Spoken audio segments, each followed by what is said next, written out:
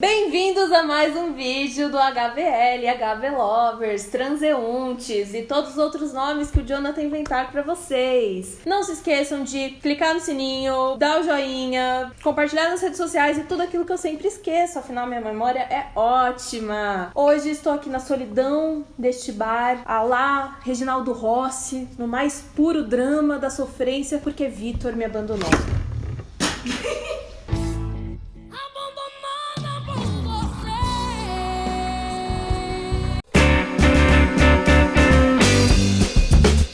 Se você não vive num buraco ou numa caverna, você já deve ter passado por casais homoafetivos, né? Sejam lésbicas, gays, enfim. E parece, de repente, então, que você está entrando no tão falado Vale dos Homossexuais. E aqui pode vir um arco-íris bem bonito, viu, Edição?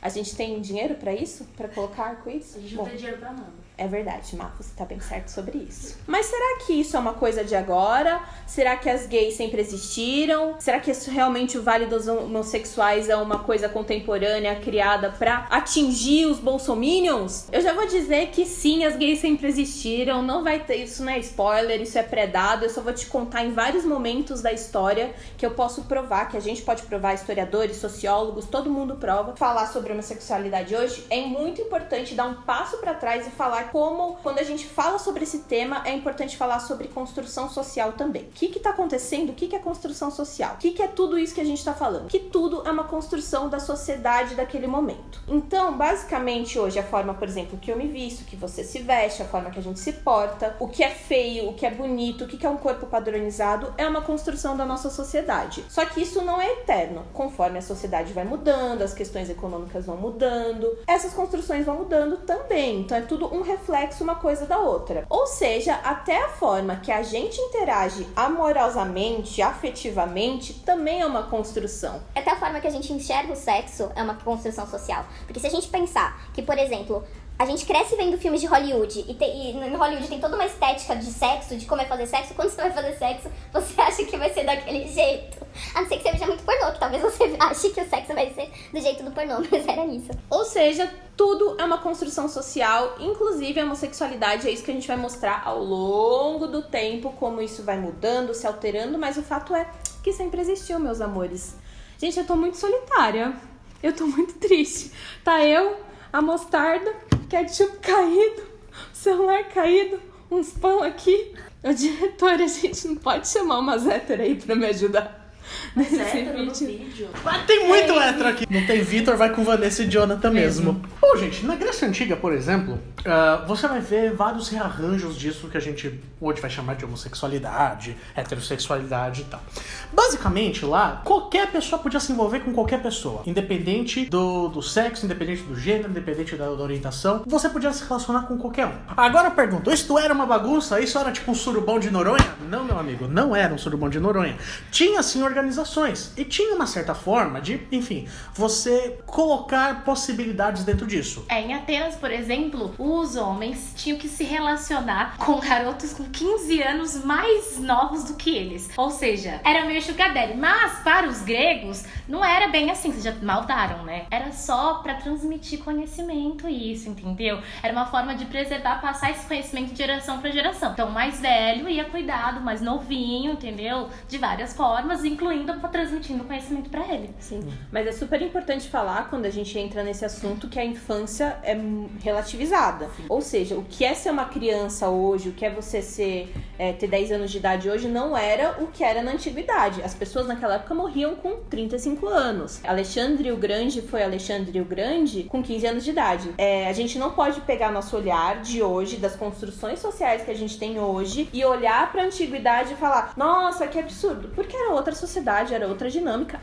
A concepção de infância, na real, não necessariamente existia como a gente entende hoje. Isso passava, lógico, de geração em geração. Então, quando aquele garoto também ficava mais velho, ele tinha que se relacionar com um outro mais novo e assim por diante. Então, você vai ver todos os vasos lá na Grécia, você vai ver várias imagens de caras mais velhos cortejando muito tio, né? É bem você. Então, flirting com, sim, caras mais novos, entendeu? E, enfim, isso iconograficamente, subentende-se por imagem, você consegue enxergar muito bem na história da Grécia. Mas só pra dizer que não eram só em vasos que a gente consegue ter, em imagens que a gente consegue ter esses relatos. A gente consegue também ver a partir de relatos escritos, né, Van? Mas também, cadê as mulheres? A gente tá falando aqui só de homens, mas e as mulheres? Mas na Grécia Antiga, na verdade, as relações amorosas mesmo só se davam entre homens. Com as mulheres era só uma questão de procriar mesmo, tá? Então era só pra ter os filhos, os herdeiros e já era, tá? O amor era entre os homens mesmo. E aí, aonde foram parar essas mulheres? O que elas faziam enquanto isso, né? Eu falava, ficar sentada aqui, gente. Óbvio que não, né? Então, elas também criaram entre elas uma relação afetiva, né? Então, isso é muito claro também na literatura, nesses documentos escritos. Inclusive, uma poetisa muito famosa, Safo, que justamente vai falar dessas relações homoafetivas entre as mulheres. E ela foi exilada na ilha de Lesbos. Então, reparem aí o nomezinho, né, que faz referência justamente a essa relação entre as mulheres. Isso foi lá 600 anos antes de Cristo. Como eu disse no começo do vídeo, não era só na antiguidade, não. A gente tem, depois, ao longo da época moderna, até chegar nos tempos de hoje, vários registros de relações afetivas acontecendo e existindo. Um exemplo de onde arquivam esses documentos que comprovam a existência dessas relações é a Torre do Tombo, que fica em Portugal. São documentos super legais pra gente acessar e ter conhecimento sobre Você pesquisou na Torre do Tombo? Sim, Ai, que maravilhosa. lindo, que maravilhoso. Lá. Já na Idade Média, a gente vai ter um negócio aí que com certeza vocês já ouviram falar. Se chamava Inquisição. Inquisição, basicamente, era a igreja mandando em tudo. Ou pelo menos a igreja achava que mandava em tudo. Inclusive nas relações amorosas das pessoas. E pra igreja, então, essa igreja no medievo que o Jody tá falando, o sexo só servia pra procriação. Sexo por prazer é uma coisa impensável. Prova de como a construção social é importante, né? Então, naquele momento, sexo era só pra procriação, pra ter filhinhos, ter mais mão de obra, etc. E prazer não existia. Pelo menos, né, quando a gente fala da classe, né, mais pobre, né? Porque se a gente for falar do rico, não necessariamente também. Bom, e pra vistoriar tudo isso, para ser o grande fiscal das relações amorosas, havia o papel dos inquisidores, que eram aí uma galera que andava como é que eles sabiam se alguém era gay ou não? Os inquisidores. Basicamente o que acontecia é que a população caguetava. Eu acho que é a palavra que a gente pode usar hoje em dia. A minha vizinha Lourdes ia ter um papel incrível na Idade Média. Mas basicamente os inquisidores, eles eram essas pessoas responsáveis aí pra fiscalizar o que a galera tava fazendo. A partir desse contexto que o Jody tá falando da Inquisição, as relações homoafetivas ganham um nome, pelo menos de homem com homem, que é a sodomia. E a partir disso ela se torna não só... Esse nome não significa só um tipo de relação, mas significa um novo tipo de pecado também. E graças a esses estudos que a gente vê também na Torre do Tombo, etc., documentos, a gente percebe que a homossexualidade não estava só concentrada na Europa, óbvio, né? Ela existia em todos os lugares do mundo. Existe além da Europa, a gente sempre tem que lembrar disso. Exatamente. E aí existem documentos também com relatos sobre essas relações na África, no continente africano. E durante a colonização portuguesa no continente africano, existem inúmeros relatos de que havia umas paradas acontecendo ali entre homens também.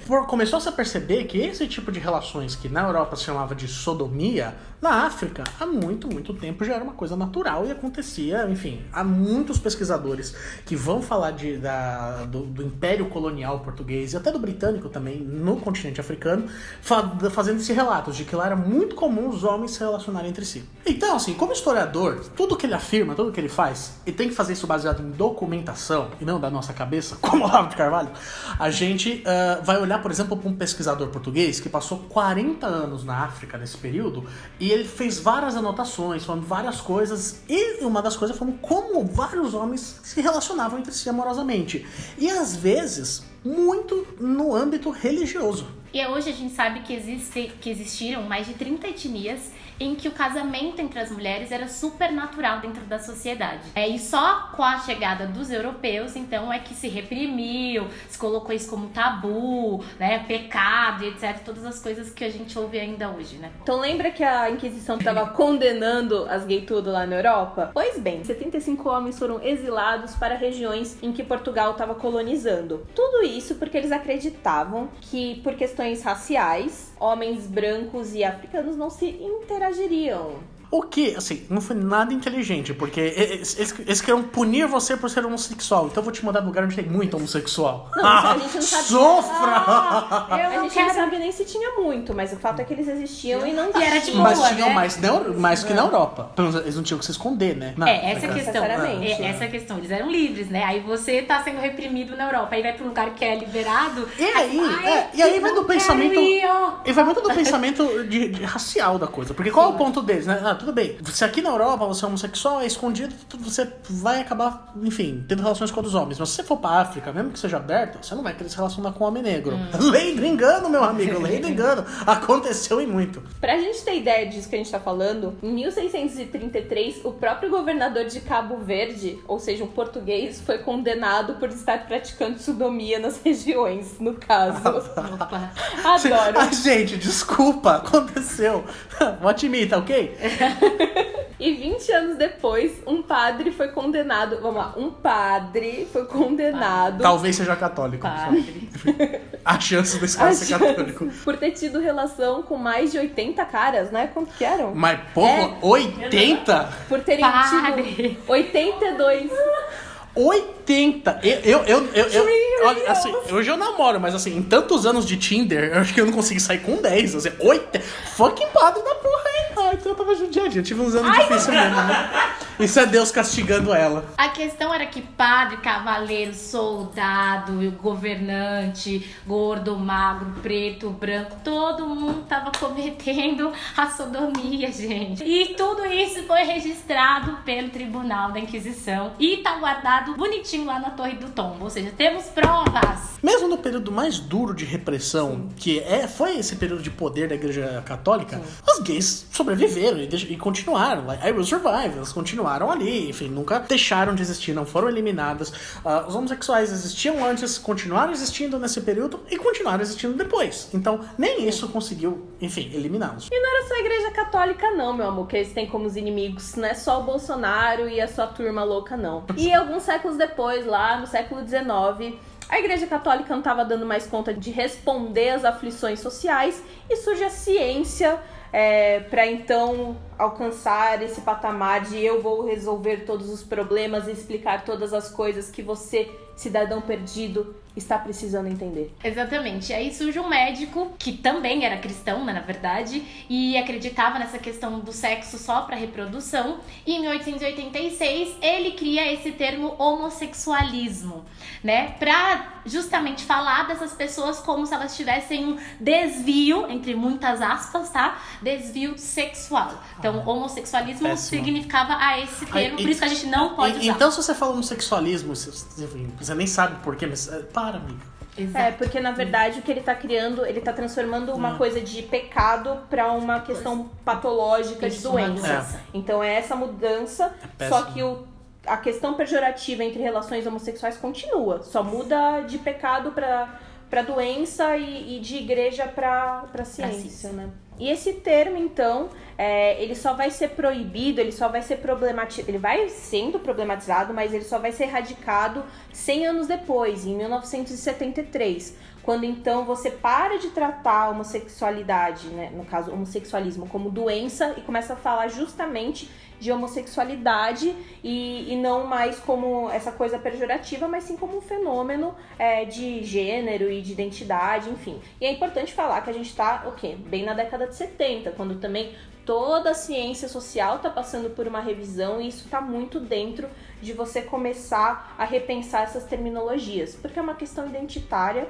E é importante a gente pensar como a gente se refere a gente mesmo, né? Mas é muito importante mesmo assim frisar que não é porque nas ciências sociais isso foi, no nosso campo das ciências sociais, mas isso foi teoricamente banido, esse homossexualismo, que isso não parou de acontecer. Porque, por exemplo, em 1999, teve que ter uma ação ministerial para falar, cara, parem de tentar achar cura gay e aplicar cura gay. Isso no Brasil, né? Isso no Brasil, isso é importante, Joe, muito obrigada. A gente tá localizado agora aqui no Brasil, né? Então é importante traçar essas questões geográficas também, porque não necessariamente outro lugar do mundo estava assim. Bom, e em 1900 provou também que a gente tinha outros tipos de fontes históricas, além daquelas escritas na Idade Média e na Idade Moderna, guardadas lá bonitinha pela Torre do Tombo, como também o surgimento do cinema e da fotografia. Sim. Vão mostrar, arquivar, guardar estes momentos também. Então muitos casais gays são retratados no cinema já e na fotografia para mostrar que isso continuava. E na década de 60 vai começar justamente a ter esses movimentos LGBT com maior força para lutar justamente pelos seus direitos, pelo seu espaço, pelo seu lugar, para mostrar que não era uma doença, nem nada do tipo que essas pessoas hoje em dia ainda pregam, né? E o movimento LGBT, óbvio, ainda luta até hoje, porque a gente tem umas peças como essas falando bobagens aí da ciência e da religião até hoje. Então sim, gente, aquilo que eu falei no começo do vídeo, eu repito agora. As gays sempre existiram. Gays, lésbicas, bissexuais. E eu acho que a gente depois pode tratar com mais cuidado a questão da transexualidade, que é uma coisa à parte, e a gente não pode pôr no... Diz aí nos comentários se vocês querem um vídeo também não sobre pode isso. Pôr simplesmente no mesmo bolo, sem ter até... trazer a complexidade do assunto pra cá, mas sempre existiram. Então, um exemplo até daquele livro, A Garota Dinamarquesa, né, que justamente foi adaptado pelo cinema com alguns probleminhas, né, já que a gente tá falando dessa representatividade LGBT, que a personagem principal podia ter sido justamente uma trans pra poder fazer o papel, né? Mas o livro, ele vai abordar uma história que realmente foi discutida na Europa naquele momento sobre a cirurgia e tal, do sexo. Boa, gente, espero que vocês tenham gostado. Muito obrigada por me fazerem companhia hoje. Sim. Valeu Vitor, demais. volta pra nossa vida, Vitor. Sim, obrigada por ter se vestido super bem. Eu me fantasiei de Vitor hoje, gente, pra poder estar no vídeo. É isso, continuem assistindo o canal, espero que vocês tenham gostado. Cliquem na sinetinha, curtam, sigam, compartilhem nas redes sociais, indiquem os temas que vocês querem ver e até o próximo Barilanche. Beijos de luz. Com certeza. O que tá acontecendo aqui? Isso chama-se YouTuber, meu amor.